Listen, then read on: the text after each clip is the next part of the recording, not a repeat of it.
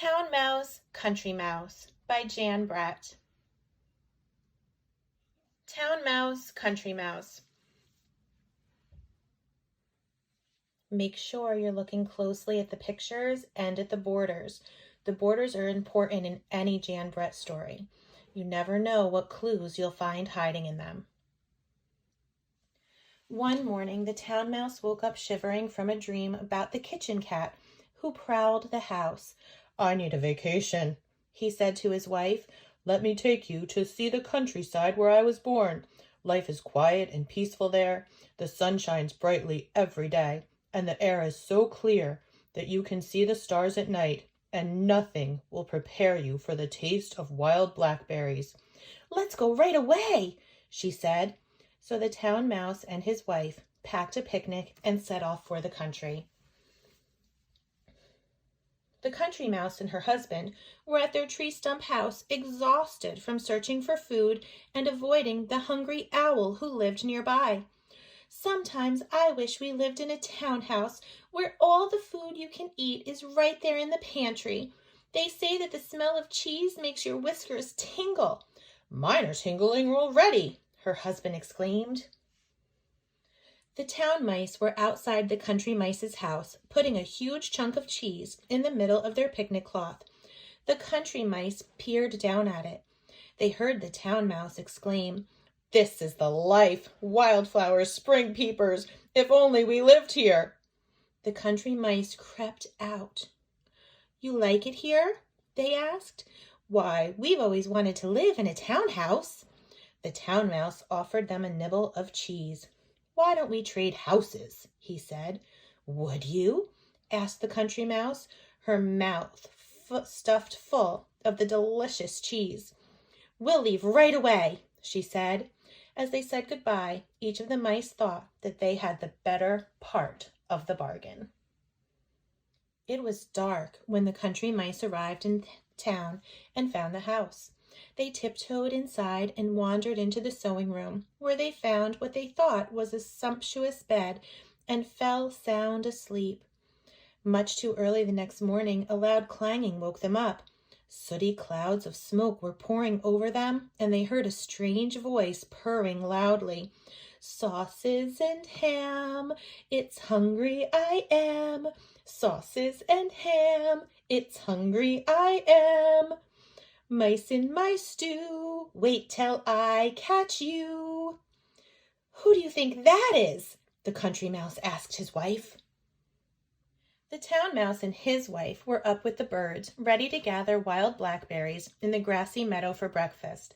They could smell them. They just couldn't find them.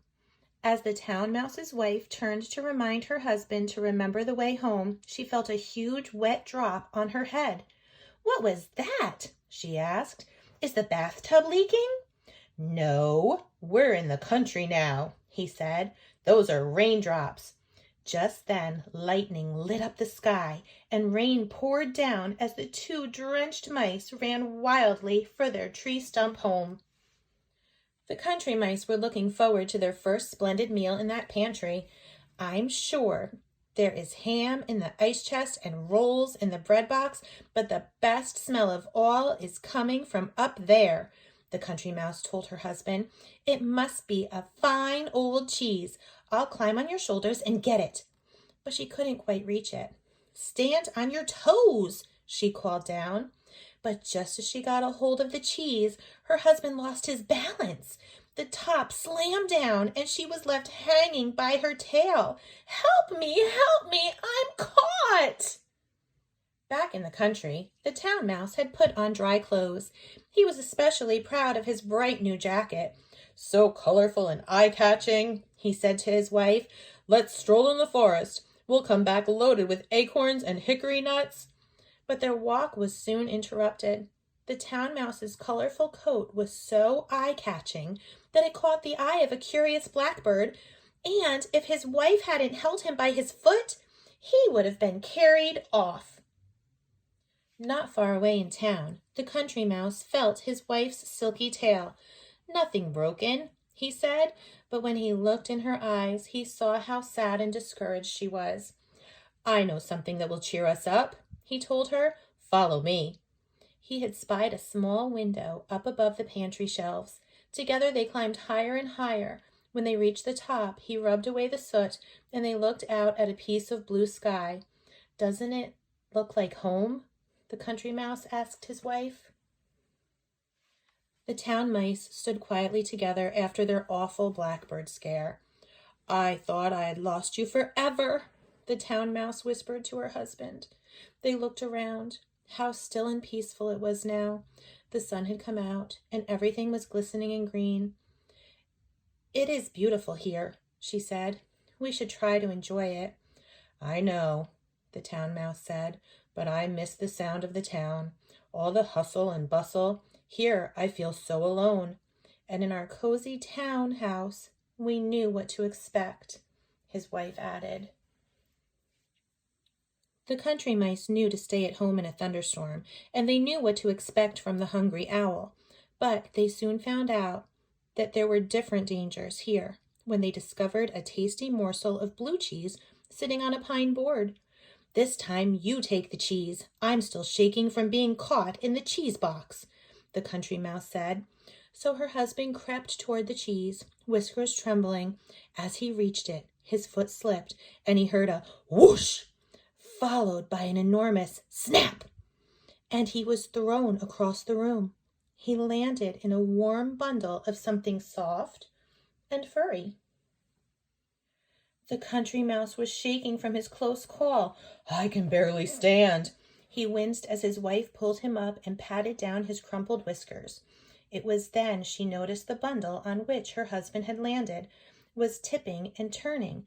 It was alive. 2 green eyes snapped open. "Run!" she cried, getting a good look at it. "It's an owl with teeth!" The town mice knew how to avoid mouse traps set with cheese, but they soon found that the country has its own perils when they explored the riverbank hand in hand.